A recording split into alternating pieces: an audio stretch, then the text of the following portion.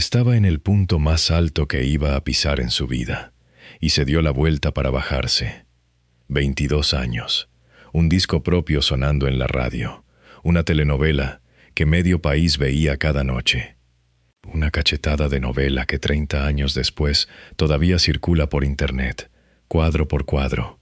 Todo eso era suyo, ganado, en la mano, y lo soltó. Se apartó del reflector justo cuando el reflector la buscaba a ella, y no volvió a un escenario grande en 15 años. Ella apagó su reflector con su propia mano. Esa frase es la que nadie, en 3 décadas, ha querido creer del todo. Porque cuando una mujer joven, guapa, en la cima de una carrera que otras matarían por tener, se levanta y se va a criar hijos, la gente no lo archiva como una decisión, lo archiva como una sospecha. ¿Quién la obligó? ¿Quién le bajó el switch? ¿De verdad quiso irse? ¿O alguien quiso por ella y la mandó a callar a su casa? Ahí está la pregunta que sostiene todo este video, la misma que su marido lleva 30 años oyendo en cada entrevista y esquivando con una sonrisa de galán, y si él nunca la encerró. Y la verdad más cruel de esta familia perfecta es que un país entero no soportó verla elegir su propia salida. 2 astillas antes de entrar, y las 2 son reales. La primera, el minuto exacto de su carrera en que dijo basta. No fue de capa caída. Venía de la telenovela más vista de su temporada y de un disco que grabó ella sola, con su nombre en la portada. Se fue en su mejor momento, con la casa llena, no con la casa vacía. La segunda, lo que ella misma contestó, con estas palabras, la enésima vez que le preguntaron si su esposo la había apartado del medio. Lo dijo mirando de frente, en rueda de prensa. Lo vas a leer tal cual más adelante, y le cambia el color a todo lo demás.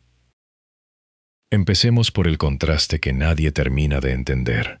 De un lado, una muchacha de 21 años soltándole una bofetada a Laura León frente a las cámaras, dueña del foro, coreada en los palenques.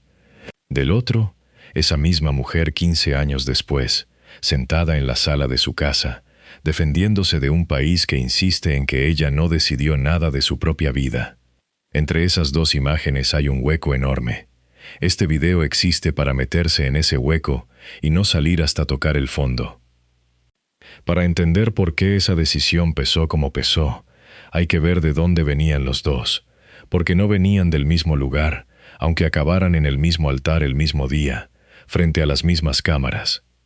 Él venía de una familia de toreros, y no de cualquier familia de toreros.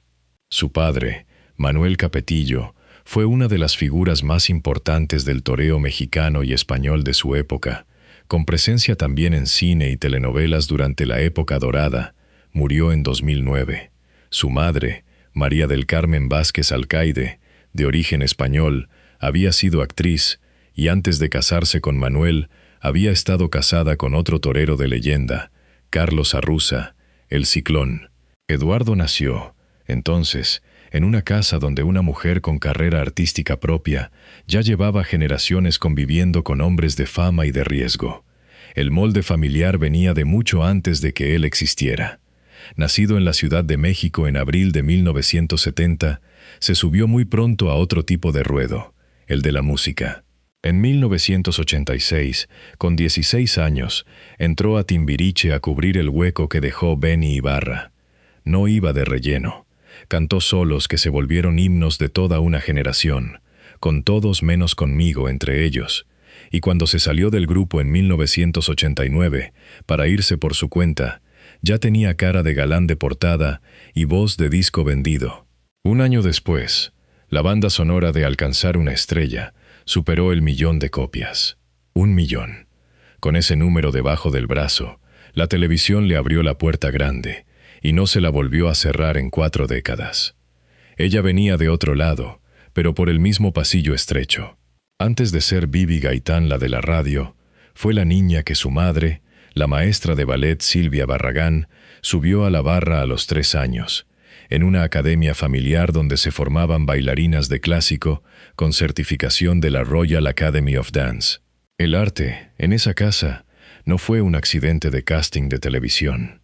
Se aprendió de rodillas, en punta, años antes de aprenderse frente a una cámara. Con esa base, Silvia Susana Gaitán, Vivi para todo México, entró a Timbiriche en 1989 a ocupar el lugar de Alix Bauer. Terminó las giras, grabó discos con el grupo y de ahí saltó a Alcanzar una estrella 2, donde formó parte de Los Muñecos de Papel, aquel grupo de ficción que se volvió real y que juntó en un mismo set a Ricky Martin, a Eric Rubin, a Sasha Sokol, a Angélica Rivera, a Pedro Fernández. Piensa en esa sala de ensayos un segundo. Tenía dentro a media farándula latina de las siguientes 3 décadas, todavía adolescentes, todavía sin saber lo grandes que iban a ser. Y la que despuntó cantando Tan solo una mujer, tema que le escribió un tal Ricardo Arjona, antes de ser el Ricardo Arjona de los estadios llenos, fue ella. De ahí saltó al cine. Protagonizó Más que alcanzar una estrella, que se convirtió en uno de los taquillazos de su año. Y en 1992 se lanzó sola. Su primer disco en solitario, su nombre a secas en la portada, sus sencillos en la radio, y se marcha diciendo perdón, mucha mujer para ti. A los 20 años, Vivi Gaitán ya tenía lo que muchos persiguen la vida entera y no alcanzan. Público propio, disco propio, foro propio. Una estrella por derecho, sin apellido prestado ni novio famoso que la cargara. Y aquí está la semilla de toda la historia, el detalle que lo explica casi todo si lo agarras a tiempo. Los dos subían a la vez. 2 cohetes encendidos, casi la misma edad, la misma industria, la misma altura. Cuando 2 carreras arden así de parejo y las 2 personas se enamoran, alguien, tarde o temprano, va a tener que decidir de quién es el cielo. Nadie lo dice en voz alta el día de la boda, con el vestido puesto y las cámaras encendidas. Pero está ahí, agazapado esperando su turno para cobrar. Se conocieron trabajando, como se conoce toda esta gente. Coincidieron primero en Alcanzar una estrella 2 y volvieron a cruzarse en Baila conmigo, en 1992, y fue al final de esa telenovela cuando lo de ellos dejó de ser guión y se volvió de verdad. Ella tenía a Paulina Rubio de compañera de reparto. Él, la carrera ya lanzada como cohete. 2 jóvenes en llamas, que se gustaron mientras el país entero los miraba trabajar, sin saber que estaba viendo el principio de un matrimonio que iba a durar más que casi cualquier otro de su generación. Lo que ninguno de los dos sabía todavía, ni él con su 1.000.000 de discos ni ella con su nombre en la marquesina, es que muy pronto uno de esos 2 reflectores se iba a apagar, y que el otro seguiría encendido 40 años más, cada temporada, cada estreno. Ella apagó su reflector con su propia mano. Falta ver por qué. Y falta ver quién, durante 30 años, se negó a creerlo. El 25 de junio de 1994 se casaron, y México se detuvo a mirar. Hay un dato de archivo detrás de esa frase. Fue la primera boda de artistas transmitida en vivo por la pantalla en el país, retransmitida después a media Latinoamérica, de un extremo del continente al otro. El escenario, la hacienda de Chiconcuac, en el estado de Morelos. 600 invitados, 200 personas trabajando detrás de cámaras, solo para sacar la señal al aire sin un tropiezo. Ella tenía 22 años, él 24. 2 muchachos, casi unos niños, vestidos de novios delante de una nación completa. La gente lloró en su sala como si estuviera casando a una hija propia. Ese día, los 2 reflectores brillaban con exactamente la misma fuerza, uno al lado del otro. Fue la última vez que se les vio así de parejos, porque a partir de ese altar las 2 vidas, que habían subido pegadas como 2 hilos trenzados, empiezan a soltarse. Y conviene seguirlas por turnos, ir saltando de una a la otra, porque el contraste entre las 2 es, en el fondo, toda la historia. La de él sigue disparada hacia arriba. Después de la boda, Eduardo encadena protagónicos sin pausa. Llega Marimar, junto a Thalía, uno de los fenómenos de exportación más grandes que ha dado la televisión mexicana, vendida y doblada a decenas de países, vista por gente que ni siquiera hablaba español. Y no se detiene ahí. Un año después de la boda todavía sacó otro disco en solitario, Piel Ajena, como si el matrimonio no le hubiera tocado ni un renglón de la agenda. Los años siguientes lo ponen en Camila, en La madrastra, en Fuego en la sangre, hasta llegar a La otra cara del alma, en 2012, casi 2 décadas de protagónicos encadenados, título tras título, sin un hueco largo en el currículum. Él es galán fijo, cabeza de cartel, primera figura, con disco propio y giras. Su carrera no solo aguanta el matrimonio, se dispara con él. Año tras año hay un proyecto nuevo con su nombre hasta arriba del reparto, mientras en su casa nacen los hijos. La de ella se detiene en seco, en cambio, casi de un día para otro. Su última telenovela grande en solitario, 2 mujeres, un camino, aquella donde comparte pantalla con Eric Estrada y le suelta a Laura León la bofetada que todavía hoy se viraliza 30 años después, termina de transmitirse en 1994, el mismo año de la boda. Todavía hubo un proyecto compartido con Eduardo, la telenovela Camila, en 1998, la única vez que actuaron juntos ya casados. Después de eso, llegó el silencio, y lo llamativo es cómo llegó. Ella misma, según ha contado, empezó a vaciar su propia agenda a propósito, decisión tras decisión. Se retira de los foros para tener familia, y la familia crece a toda velocidad. 5 hijos: Eduardo, Alejandra, Ana Paula y los gemelos, Manuel y Daniel. Aquí hay que bajarle al ritmo, porque este es justo el punto que la gente se salta y es el que explica el precio real de la historia. Con los gemelos, la cosa se puso seria de verdad. La pareja ha contado en más de una entrevista que en ese embarazo los médicos no daban buenos pronósticos, que sintieron que lo tenían todo en contra, que hubo miedo del de verdad, y que se encomendaron a la Virgen de Guadalupe con una fe católica que ninguno de los dos ha escondido nunca, ni en sus mejores ni en sus peores momentos. Salieron adelante. Los gemelos nacieron. Pero para entonces la ecuación de aquella casa ya estaba clarísima, y la puso ella sobre la mesa con todas sus letras, sin que nadie se la sacara a la fuerza. Lo contó tal cual: no, yo mis bebés, tú sal a trabajar. Ahí está. Esa frase corta es el corazón de todo lo que viene. Fue un reparto de tareas que ella misma propuso. Él a los foros y a traer el dinero, ella a los 5 hijos y a la casa. Y visto así, en frío, sin más, suena a lo que millones de familias hacen todos los días sin que nadie del vecindario levante una ceja. Salvo por un detalle: ella cargaba un nombre que el país entero sentía como suyo. Bibi Gaitán no tenía permitido retirarse en silencio, porque medio México tenía opinión sobre su vida y pensaba tener derecho a ella, y ese país no estaba dispuesto a dejarla marcharse en paz. Aquí entra el segundo golpe de esta historia, y llega sin sangre, sin hospital, sin accidente de carretera. Llega en forma de sospecha, convertida en rumor, repetida sin descanso durante 30 años. Más lento que cualquier tragedia de telenovela, y muchísimo más difícil de curar, porque no hay médico para eso. Desde casi el día mismo de la boda, empezó a correr una versión paralela de los hechos: que el matrimonio era tóxico por dentro, que él era celoso hasta lo enfermizo, que le había prohibido seguir en la música y en la televisión, que la tenía guardada, que Bibi no se retiró por gusto, que la retiraron. Y cada vez que un proyecto se caía, el rumor revivía como brasa a la que le soplan encima. Cuando ella y su hija Ana Paula, años más tarde, salieron de la puesta en escena de Amor sin barreras, apenas mes y medio después del estreno, aunque las dos tenían contrato firmado hasta diciembre, la prensa se lanzó sobre la versión más oscura posible. La periodista Inés Moreno aseguró que fueron los celos de Eduardo los que la sacaron de la obra, y llegó a afirmar que él había pedido que todos los bailarines de refuerzo de Bibi fueran homosexuales, y que el elenco entero sentía un ambiente vigilado, casi opresivo. El productor de la obra, Gerardo Quirós, contó una historia distinta. Dijo que Bibi se quedó hasta el 15 de octubre tal como estaba pactado, y que se fue por otros compromisos de teatro y televisión que ya tenía encima, mientras Ana Paula despegaba en una serie propia.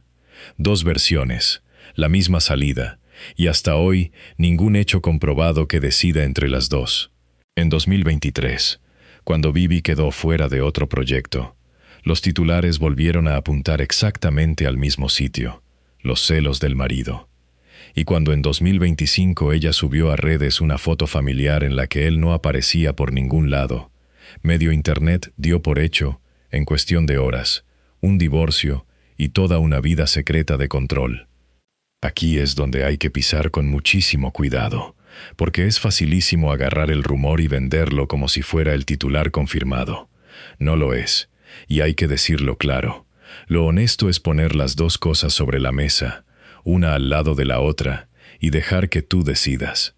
Por un lado, es verdad que durante décadas distintos medios especularon con que él la apartó, con que la celaba, con que no la dejaba trabajar.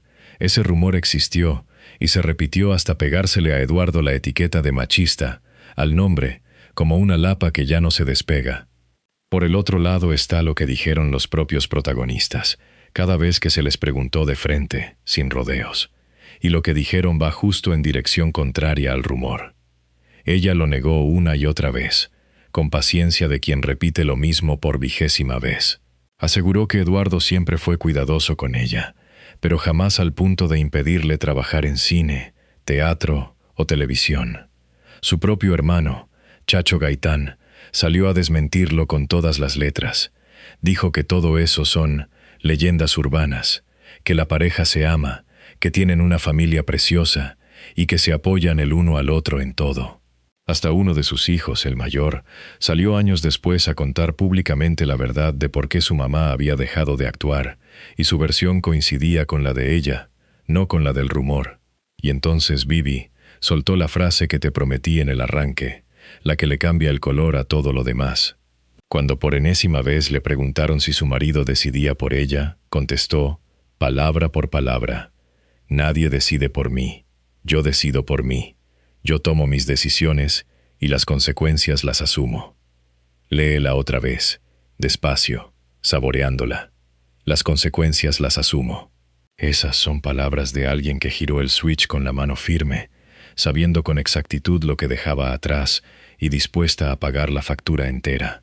Ella apagó su reflector con su propia mano, y el nudo entero de esta historia, lo que la vuelve tan retorcida, es que cuanto más lo repetía ella, menos se lo creía la gente. Existe una forma de crueldad de la que casi nadie habla, porque no deja moretón, pasarte 30 años teniendo que jurar, en voz alta y en público, que la decisión más importante de tu vida la tomaste tú, y ver cómo, aún así, nadie te la compra. Mientras tanto, del otro lado del matrimonio, la carrera de él seguía rodando sin frenar, y la vida también le pasó su propia factura, aunque de otra manera y por otra puerta. En algún momento le detectaron un cáncer de piel, un melanoma, que él contó después con la franqueza de siempre, sin dramatismo. Me dio cáncer de piel por asolearme tanto. Se lo quitaron a tiempo, lo superó, siguió trabajando. Pero por un instante, ese reflector que nunca se había apagado, el de él, el que llevaba encendido desde los 16 años, estuvo a punto de apagarse solo, sin que nadie eligiera nada, sin votación en casa. Guarda ese detalle en el bolsillo, porque cuando lleguemos al final va a servir para medir, con una regla muy fría, quién sacrificó qué en esta pareja. Hasta aquí, la foto completa es esta. Él arriba sin frenar durante 40 años, ella fuera por decisión propia durante 15, y un país entero negándose en redondo a aceptar esa decisión, prefiriendo siempre la versión que trae villano incluido.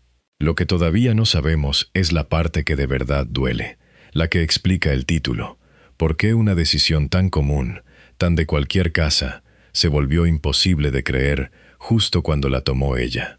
La respuesta no está dentro de ese matrimonio. Está mucho más cerca de nosotros, y a eso vamos ahora. Antes de llegar al fondo, hay que mirar de cerca esos 15 años de silencio, porque la palabra retiro engaña a todo el mundo. Suena a desaparecer, a rendirse, a apagarse para siempre. Y ella no desapareció ni se apagó, cambió de escenario, nada más. Mientras él grababa telenovela tras telenovela, ella criaba a 5 hijos en una casa que, con los años, se fue llenando de la misma materia con la que estaban hechos sus padres. Porque ahí está la ironía más grande y más bonita de toda la historia, la que casi nadie cuenta. La mujer que abandonó los foros terminó fabricando, en su propia sala y sin cámaras, a la siguiente generación de artistas. Alejandra, Ale Capetillo, se volvió figura por derecho propio en redes sociales, seguida por millones. Ana Paula se fue por el canto y la actuación, y hasta pisó el teatro junto a su madre, los gemelos, por la música.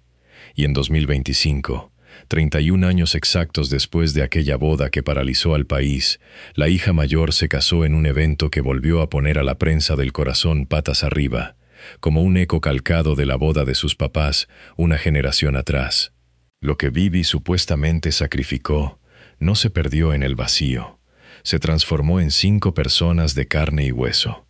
Pero seguía viva la otra pregunta, la más incómoda de todas: si de verdad quería volver, si nadie la retenía, ¿por qué no volvía y punto?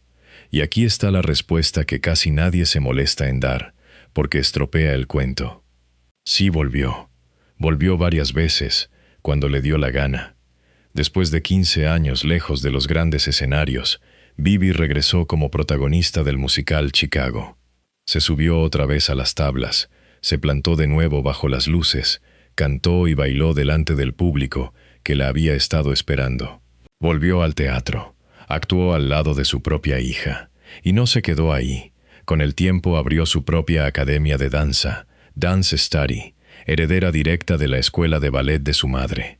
No era un pasatiempo de casa, era una disciplina con barra, con horario fijo, con la certificación de la Royal Academy of Dance detrás.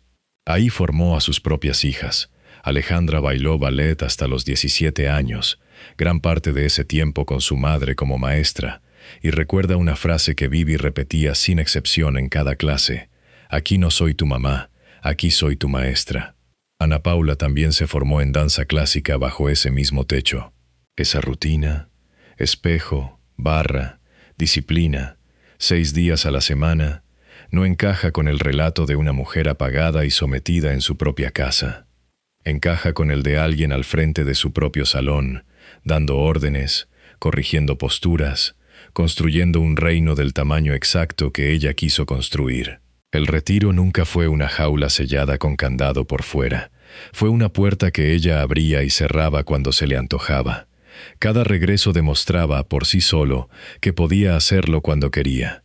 Y cada regreso, en vez de callar el rumor, lo alimentaba con otra cara. Si volvía, era a pesar de él. Si se bajaba de un proyecto, era por culpa de él. Hiciera lo que hiciera. La historia que el país contaba sobre ella tenía siempre al mismo hombre con la mano en el switch. Fíjate bien en el mecanismo, porque es diabólico, casi perfecto. El rumor estaba montado de tal forma que no podía perder nunca, pasara lo que pasara. Si Vivi trabajaba, servía de prueba de que la habían tenido reprimida todos esos años. Si Vivi paraba, servía de prueba de que la seguían reprimiendo en ese preciso momento. No existía un solo gesto suyo, ninguno, que el público estuviera dispuesto a leer como un gesto libre, y punto.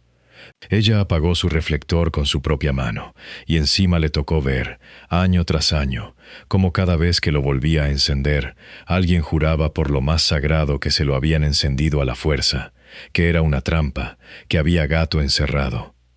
El ciclo se repitió, clavado, hasta hace apenas un año.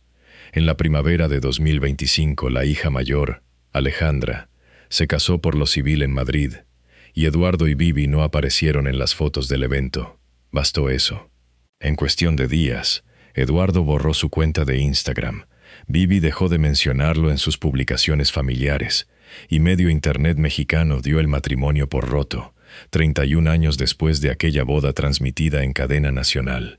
Duraron semanas los rumores, hasta que en junio de 2025 aparecieron juntos, sonrientes, con 3 de sus hijos, en la Riviera Maya, celebrando ese mismo aniversario número 31 que las redes ya habían enterrado. Un mes después, en la celebración de los 15 años de la obra Toc Toc, volvieron a hablar del tema de frente, sin esquivarlo. Ella dijo que su matrimonio es como cualquier matrimonio, con problemas, pero sin ser los únicos con problemas. Él añadió una frase que resume 30 años de respuesta al mismo rumor en una sola línea. Mientras todo esté en orden dentro de mi casa, estoy en paz. Meses antes habían contado, además, que en algún punto del camino habían renovado sus votos matrimoniales. Fíjate en la fecha de todo esto. No pasó en 1994, ni en 2005. Pasó hace un año. 31 años de matrimonio encima, y el país seguía pidiendo pruebas. Él, por su parte, tampoco se quedó del todo callado, aunque tardó años en cansarse y responder. Con el tiempo, Eduardo empezó a contestar de frente a quienes lo tachaban de celoso y de controlador. Dijo, en resumen, que ya estaba acostumbrado a esa cantaleta, que llevaban 3 décadas oyendo exactamente lo mismo, y que quien los conocía de verdad, de puertas adentro, sabía perfectamente cómo funcionaban ellos dos. 2 personas, sosteniendo la misma versión de su propia vida durante 30 años, contra un país entero que prefería la otra. Esa es la imagen exacta que hay que tener clavada en la cabeza para entender lo que viene ahora. Porque llegados a este punto, la pregunta del principio ya no admite más aplazamientos. ¿Por qué? ¿Por qué nadie en 3 décadas se lo quiso creer? La respuesta es más incómoda que cualquier rumor de celos que hayas oído, porque no señala a Eduardo Capetillo, nos señala a nosotros, a los que estábamos del otro lado de la pantalla mirando. Aquí es donde la pregunta que planteé al principio suelta por fin toda su carga encima de la mesa. ¿Y si él nunca la encerró, y la verdad más cruel es que un país entero no soportó verla elegir su propia salida? Míralo ahora, con todo lo que ya sabes en la mano. Una mujer de 22 años, en la cima absoluta de su carrera, con disco propio, película taquillera y telenovela de éxito, decide que prefiere criar a sus 5 hijos antes que seguir siendo estrella nacional. Y esa decisión, para el gran público, resultó literalmente imposible de digerir. Tan imposible, que hubo que inventarle un culpable con nombre y apellido. Alguien tuvo que haberla obligado, por fuerza, porque en la cabeza de muchísima gente, ninguna mujer en su sano juicio elige bajarse por gusto de un lugar como ese. Esa es la crueldad de verdad de esta historia, la que da título al video. No unos celos de marido inseguro. Un país que, durante 30 años seguidos, se negó a concederle a una mujer la cosa más simple del mundo, que su decisión fuera de ella y de nadie más. Prefirieron regalarle a su esposo un disfraz de villano que él nunca pidió ni se probó, y regalarle a ella una jaula que ella juró, 1 y 1000 veces, no haber habitado jamás. Y con esa negativa terca cometieron su propia clase de violencia, callada, elegante, imposible de llevar a un juzgado, la de no creerle a una mujer cuando dice, mirándote a los ojos, yo decidí, yo, con mi nombre. Y ahora la historia entera se relee de otra manera. Vuelve al arranque con esto en la mano y verás cómo cambia. Cuando dije que su marido ocultó el porqué de todo, no me refería a un secreto sucio guardado bajo llave en un cajón. Lo que esta pareja guardó fue algo mucho más sencillo y a la vez muchísimo más difícil de vender en un titular. La verdad aburrida, sin escándalo, sin sangre, de que ella eligió su casa teniéndolo absolutamente todo para elegir el escenario. Guardaron su intimidad, que es lo único que era suyo, y en ese silencio, que era puro pudor y nada más, el público metió con calzador su propia versión, más jugosa, más oscura, con un culpable claro al que señalar. La familia perfecta no escondía a ningún monstruo debajo de la alfombra. Escondía una decisión libre que, a ojos del país, jamás pareció motivo suficiente para tirar semejante carrera por la borda. Y ahora recupera el detalle que te pedí que guardaras en el bolsillo hace un rato, el cáncer de él. Porque aquí los 2 reflectores se miden por fin de frente, cara a cara, y el contraste corta como un cuchillo frío. A él, la vida estuvo a punto de apagarle la luz sin pedirle permiso ni opinión, con un melanoma que por poco se lo lleva por delante en silencio. A ella, en cambio, la luz se la bajó su propia mano, despacio y a conciencia, sin ninguna enfermedad de por medio y sin nadie más en el cuarto que decidiera en su lugar. Uno estuvo cerca de perderlo todo, sin poder elegir absolutamente nada. La otra lo entregó, entero, eligiendo cada paso. Y ahora adivina cuál de esos dos gestos pasó 30 años enteros bajo sospecha del país. El gesto que aguantó 3 décadas de dudas fue justo el libre, el que sí había sido una decisión tomada con la cabeza fría.